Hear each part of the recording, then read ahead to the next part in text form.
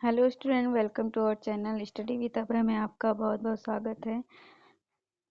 हमारी ये आज की क्लास में एनसीईआरटी की जो बुक है क्लास 6 का हिस्ट्री का चैप्टर 3 जिसका नाम है आरंभिक नगर, इसके बारे में हम लोग पढ़ेंगे। इससे पहले की वीडियो में हमने चैप्टर 1 और चैप्टर 2 को कवर किया था। जिन लोगों ने चैप्टर 1 चैप्टर 2 नहीं पढ़ा है वो पहले जाके प्लेलिस्ट से चैप्टर 1 और चैप्टर 2 को पढ़ लें। आइए स्टार्ट करते हैं। चैप्टर 3 आरंभिक नगर।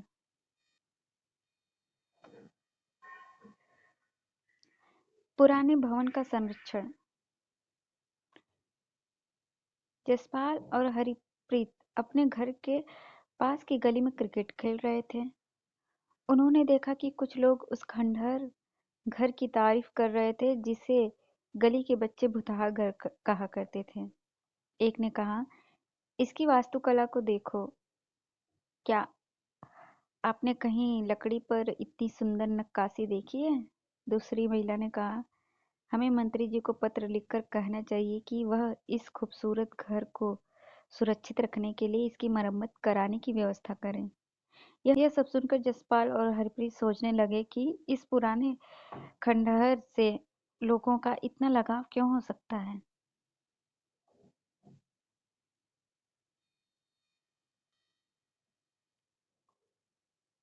हड़प्पा की कहानी। अक्सर पुरानी इमारत अपनी कहानी बताती हैं। लगभग 150 साल पहले जब पंजाब में पहली बार रेलवे लाइन बिछाई जा रही थी तो इस काम में जुटे इंजीनियरों को अचानक हड़प्पा पुरास्थल मिला, जो आधुनिक पाकिस्तान में है। जो ये हड़प्पा की बात जो इसमें कहानी बताई जा रही है वो आज पाकिस्तान में है। उन्होंने सोचा कि यह एक ऐसा खंडहर है जहां से अच्छी ईंटें मिलेगी। यह सोचकर वे हड़प्पा के खंडहरों से हजारों ईंटें उखाड़ने ले गए, जिससे उन्होंने रेलवे लाइन बिछाई। इससे कई इमारतें पूरी तरह नष्ट हो गईं। इसके बाद लगभग 80 साल पहले पुरातत्वविदों ने इस स्थल को ढूंढा और तब पता चला कि यह खंडहर उपमहाद्वीप के सबसे पुराने शहरों में से है। क्योंकि इस नगर की खोज सबसे पहले हुई थी, इसलिए बाद में मिलने वाले इस तरह के सभी पुरास्थलों में जो इमारतें और चीजें मिली हैं, हड़प्पा सभ्यता की इमारतें कहा गया। इन शहरों का निर्माण लगभग 4700 साल पहले हुआ था। प्रायः पुरानी इमारतों को तोड़कर उनकी जगह नए भवन बनाए जाते हैं। क्या तुम्हें लगता है कि पुरानी इमारतों को सुरक्षित रखना चाहिए? इन नगरों की विशेषता क्या थी? इन नगरों में से कई को दो या उससे ज्यादा हिस्सों में विभाजित किया गया था। प्रायः पश्चिम भाग छोटा था लेकिन ऊंचाई पर बना था, और पूर्वी हिस्सा बड़ा था लेकिन यह निचले इलाके में था। ऊंचाई वाले भाग को पुरातत्वविदों ने नगर दुर्ग कहा और निचले हिस्से को निचला नगर कहा। दोनों हिस्सों की चार दीवारी यहाँ पक्की ईंटों की बनाई जाती थी। इसकी ईंटों इतनी अच्छी पक्की थीं कि हजारों साल बाद आज तक उनकी दीवारें खड़ी रहीं। दीवार बनाने के लिए ईंटों की चिनाई इस तरह करते थे जिससे कि दीवारें खूब मजबूत रहें। ये नगर आधुनिक पाकिस्तान के पंजाब और सिंध प्रांत, भारत के गुजरात, राजस्थान, हरियाणा और पंजाब प्रांतों में मिले हैं। इन सभी पुरास्थलों से पुरातत्वविदों को अनोखी वस्तुएं मिली हैं, जैसे मिट्टी के लाल बर्तन जिन पर काले रंग के चित्र बने थे, पत्थर के बाट, मोहरें, मनके, तांबे के उपकरण और पत्थर के लंबे ब्लेड भी आदि।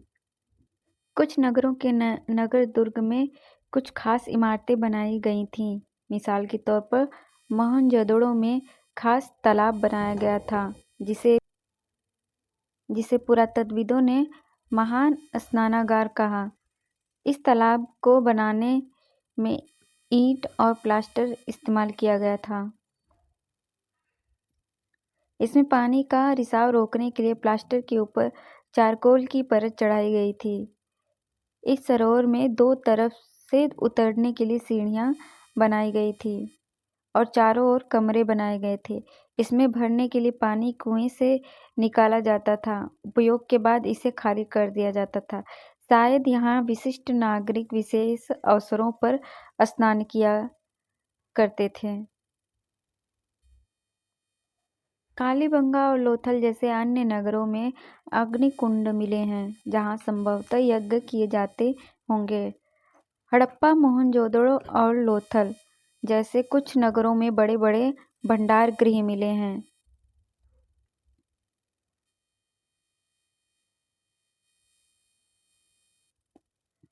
भवन, नाले और सड़कें। इन नगरों के घर आमतौर पर 1 या 2 मंजिले होते थे। घर के आंगन के चारों ओर कमरे बनाए जाते थे। अधिकांश घरों में एक अलग स्नानागार होता था और कुछ घरों में कुएं भी होते थे।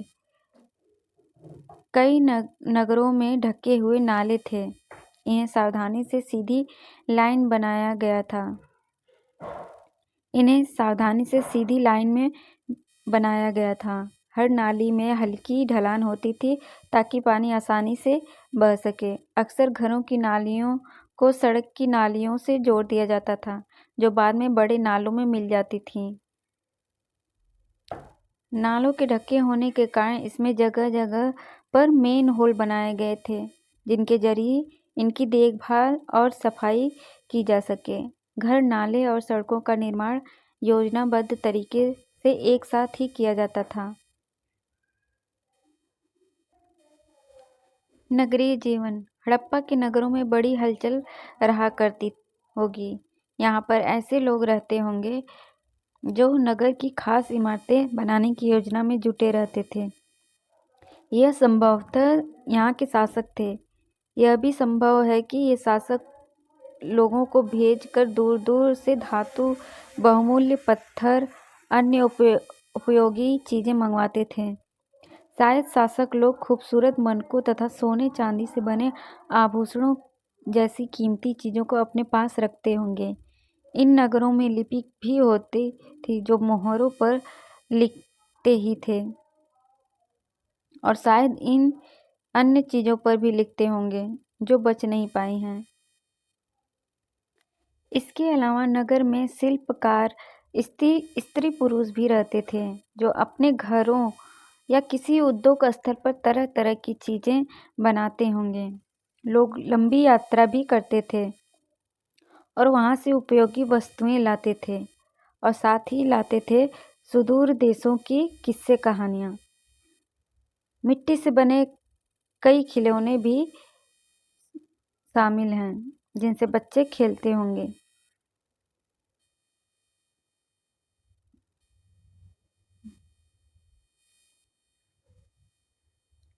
नगर और नए शिल्प। आओ अब कुछ ऐसी चीजों के बारे में अध्ययन करें जो हड़प्पा के नगरों से प्राप्त हुई हैं। पुरातत्वविदों को जो चीजें मिली हैं उनमें अधिकतर पत्थर, शंख, तांबे, कांसे, सोने और चांदी जैसी धातुओं से बनाई गई थीं। तांबे और कांसे से औजार, हथियार, गहने और बर्तन बनाए जाते थे।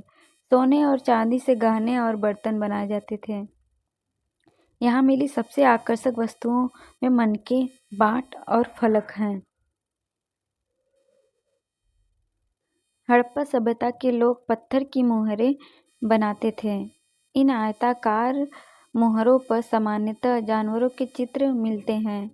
हड़प्पा सभ्यता के लोग काले रंग से डिजाइन किए हुए खूबसूरत लाल मिट्टी के बर्तन बनाते थे। क्या वे पत्थर के बाट बनाते थे? संभवतः 7000 साल पहले मेहरगढ़ में कपास की खेती होती थी मोहनजोदड़ो से कपड़े के टुकड़ों के अवशेष, चांदी के एक फूलदान के ढक्कन तथा कुछ अन्य तांबे की वस्तुएं से चिपके हुए मिले हैं। पकी मिट्टी तथा फेन से बनी तकलियां सूत, कताई का संकेत देती हैं। इनमें से अधिकांश वस्तुओं का निर्माण विशेषज्ञों ने किया था। विशेषज्ञ उसे कहते हैं जो किसी खास चीज को बनाने के लिए खास प्रशिक्षण लेता है, जैसे पत्थर तराशना, मनके चमकाना, फिर मोहरों पर पच्चीकारी करना।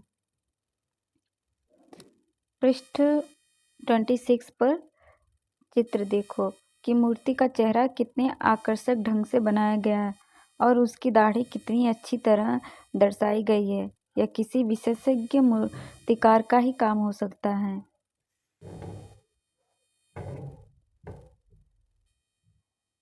ये देखिए, इसी की बात की जा रही है। हर व्यक्ति विशेषज्ञ नहीं हो सकता था।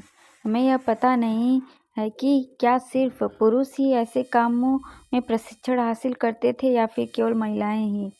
शायद कुछ महिलाएं और पुरुष दोनों ही इस काम में दक्ष थे।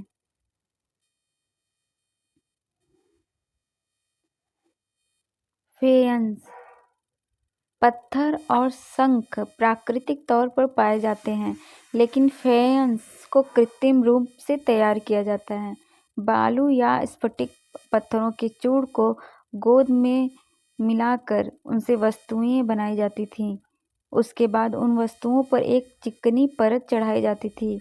इस चिकनी परत के रंग प्रायः नीले या हल्के समुद्री हरे होते थे। फेन से मनके, चूड़ियां, बाले और छोटे बर्तन बनाए जाते थे।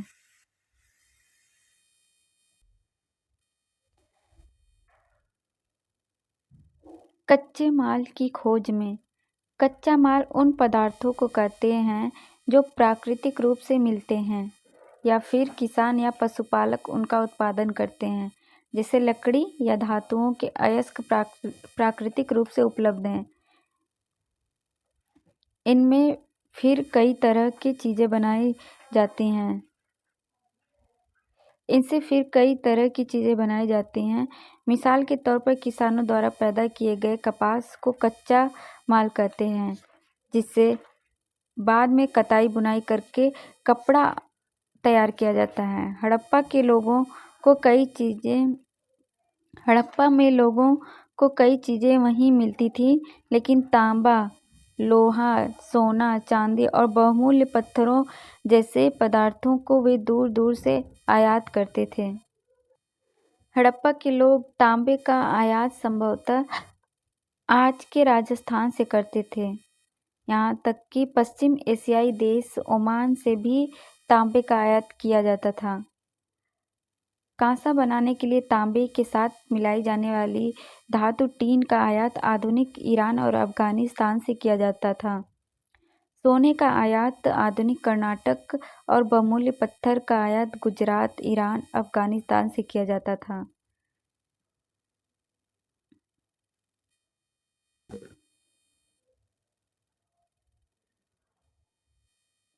नगरों में रहने वालों के लिए भोजन। लोग नगरों के अलावा गांव में भी रहते थे। वे अनाज उगाते थे और जानवर पालते थे। किसान और चरवाहे ही शहरों में रहने वाले शासकों, लेखकों और दस्तकारों को खाने के सामान देते थे।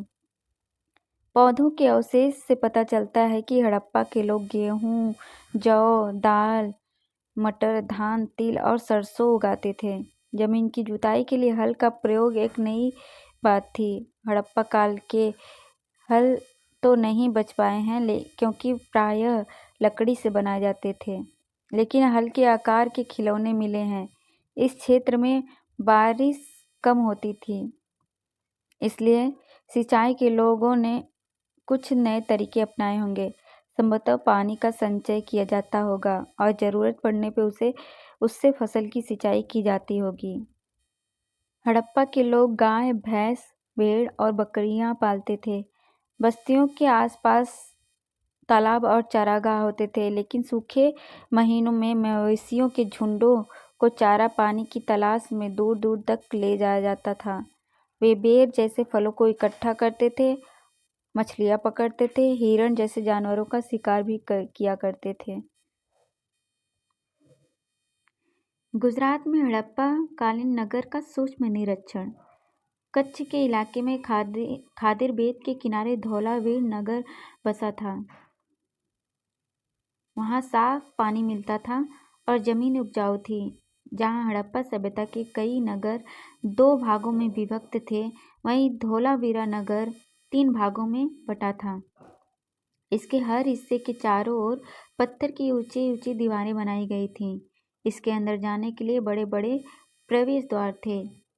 इस नगर में एक खुला मैदान भी था जहाँ सार्वजनिक कार्यक्रम आयोजित किए जाते थे। यहाँ मिले कुछ अवशेषों में हड़प्पा लिपि के बड़े बड़े अक्षरों को पत्थरों में खुदा पाया गया है। इन अभिलेखों को संभवतः लकड़ी में जड़ा गया था।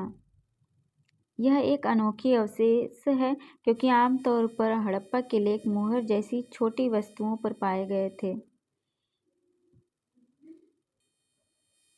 गुजरात की खंभात की खाड़ी में मिलने वाली साबरमती की एक उपनदी के किनारे बसा लोथल नगर एक ऐसे स्थान पर बसा था जहाँ कीमती पत्थर जैसा कच्चा माल आसानी से मिल जाता था। यहाँ यह पत्थर शंखों और धातुओं से बनाई गई चीज़ों का एक महत्वपूर्ण केंद्र था। इस भंडार गृह से कई मोहरे और मुद्रांकन मोहरबंदी मिले हैं। यहाँ पर एक इमारत मिली है जहाँ संभवतः मनके बनाने का काम होता था। पत्थर के टुकड़े, अधबने मनके बनाने वाले उपकरण और तैयार मनके भी मिले हैं। मुद्रा मोहर और मुद्रांकन या मोहरबंदी। मोहरों का प्रयोग सामान से भरे उन डिब्बों या थैलों को चिह्नित करने के लिए किया जाता होगा जिन्हें एक जगह से दूसरी जगह भेजा जाता था। थैलों को बंद करने के बाद उनके मुहानों पर गीली मिट्टी पोतकर उन पर मुहर लगाई जाती थी। मुहर की छाप को मोहरबंदी कहते हैं। अगर यह छाप टूटी हुई नहीं होती थी तो यह साबित हो जाता था कि सामान के साथ छेड़छाड़ नहीं हुई है। आज भी मुहर का प्रयोग होता है।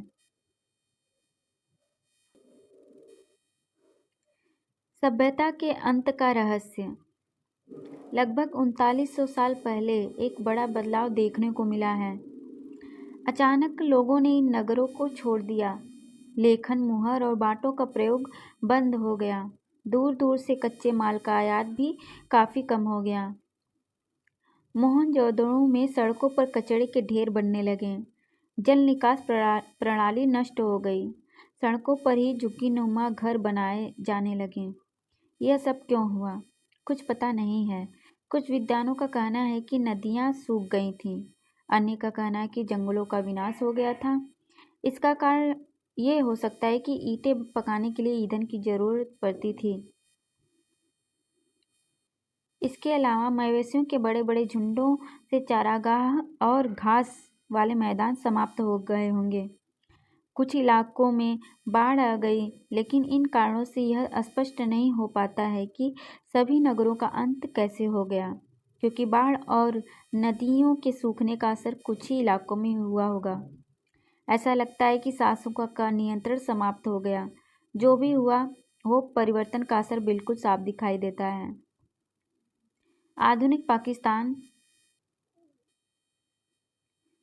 के सिंध और पंजाब की बस्तियां उजड़ गईं। कई लोग पूर्व और दक्षिण के इलाकों में नई और छोटी बस्तियों में जाकर बस गए। इसके लगभग 1400 साल बाद नए नगरों का विकास हुआ। इसके बारे में तुम अध्याय 5 और 8 में पढ़ोगे। स्टूडेंट, चैप्टर हमारा समाप्त होता है। हम नेक्स्ट चैप्टर को नेक्स्ट वीडियो में पढ़ेंगे। तब तक के लिए टाटा बाय बाय।